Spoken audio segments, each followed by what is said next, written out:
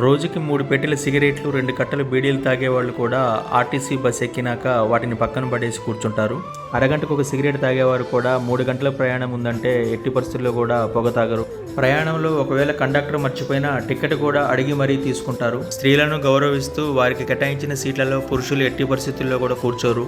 ఎంత పెద్ద political leader అయినా, ఆఫీసర్ అయినా లేదా కరుడుగట్టిన నేరస్తుడైనా సరే బస్సులో పొగ తాగడానికి సాహసించడు. ఇవన్నీ అక్కడ రాసుంటుందే తప్ప ఏ కండక్టర్, డ్రైవర్ కూడా ఏ ప్రయాణికుడికి చెప్పరు. ఎందుకంటే వీటిలో ఏది చేసినా కానీ డ్రైవర్, కండక్టరు బస్ ఆపి నిర్దాక్షిణ్యంగా వారిని బస్సు దించేయడం జరుగుతుంది. ప్రతి ఒక్కరూ బాల్యం నుంచి ఈ సందర్భాలను ఎన్నోసార్లు బస్సులో చూసుంటారు. ఇవన్నీ చట్టరీత్యా నేరం అని ప్రతి మనిషి మనసులో బలంగా నాటుకుపోయిన విషయాలు.